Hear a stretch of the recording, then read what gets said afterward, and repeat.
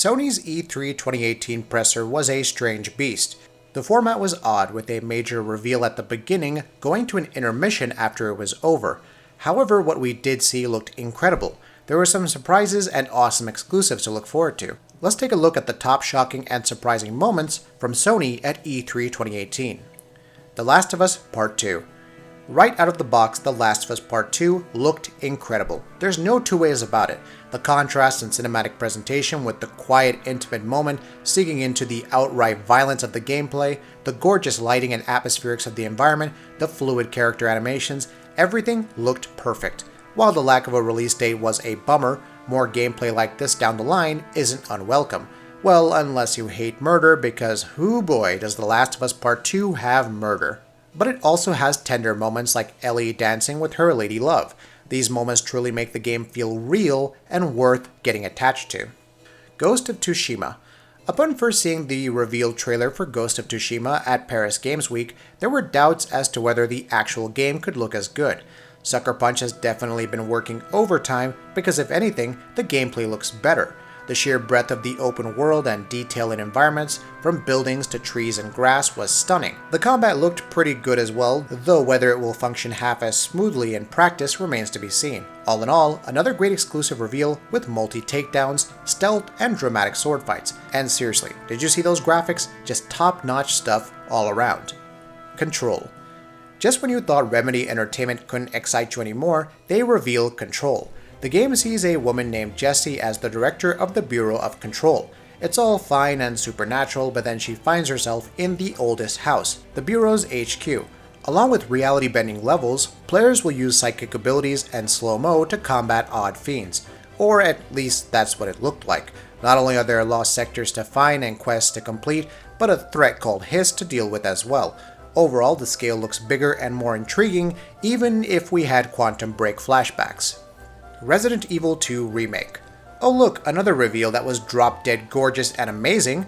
Resident Evil 2 Remake had everything we could want. The lighting and atmospherics were dead on, capturing a Raccoon City in ruins, and even in third person, it's amazing to see Resident Evil as a horror game above all else after so long.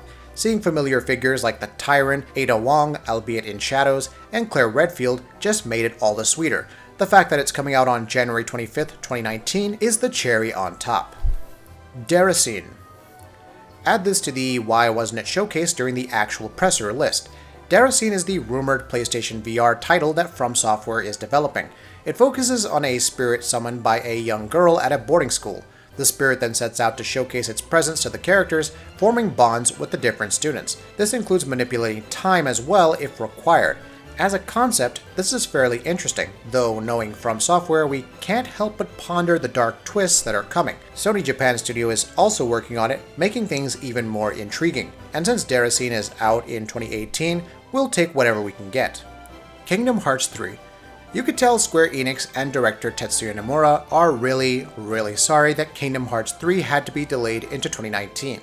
This is our third Kingdom Hearts 3 trailer in as many days, and unlike the one showcased at Square Enix's presser, this was mostly new footage. Pirates of the Caribbean was showcased with Jack Sparrow returning as a party member. The realistic clothing on the characters is an excellent touch, but it's also cool to see how the gameplay is delivered in a familiar setting. Oh, and Kairi was finally showcased with her new yet familiar look. Why was Riku sitting next to the darker Riku from the first game? We'll learn more in January, it seems. Death Stranding.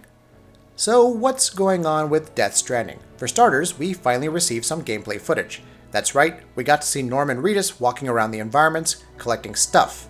Granted, it was simple, but the environments did look fairly gorgeous and reinforces the open world aspect quite well. More hints were dropped about the paranormal creatures roaming about, and female actresses like Léa Seydoux and Lindsay Wagner finally debuted. But what is the game about? Apparently reuniting a shattered world or something, time travel, etc, etc. Sadly, no release date here. Nioh 2. A little personal story here. I've recently been playing Nioh Complete Edition on the PC.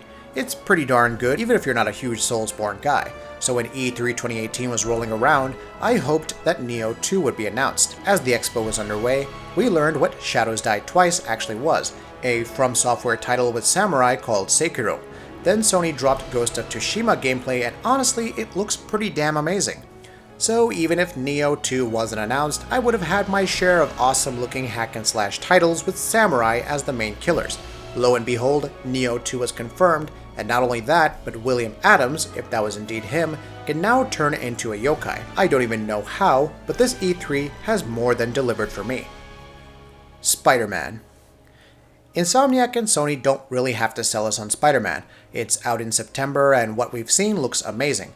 Regardless, an extensive walkthrough on the raft was showcased with Spider-Man reacting to a prison break. Cue all the famous villains like Vulture, Shocker, Rhino, and Scorpion teaming up to battle our friendly neighborhood web crawler. This resulted in sequences like Spider-Man traveling around the raft, wall running, and web slinging all throughout. Overall, it looked smooth and fluid, even if the resulting fight with the bosses was just a cutscene. Maybe it'll be an actual playable sequence in the full game though. Furthermore, who was the person that Spider-Man looked towards at the end? More questions than answers abound, but we are excited. No Red Dead Redemption 2, Days Gone, or Monster Hunter World. Of course, some of the most shocking news coming out of Sony's E3 2018 was the sheer absence of some games. Monster Hunter World, Red Dead Redemption 2, and Days Gone were completely missing, though we suppose the last trailer for Days Gone before E3 could qualify. Dreams didn't get a release date, Bluepoint Games' next project wasn't even so much as teased, so yeah, that happened we suppose, or didn't, for that matter. That'll be it for this video. If you like what we're doing, please go ahead and subscribe, and we'll see you next time.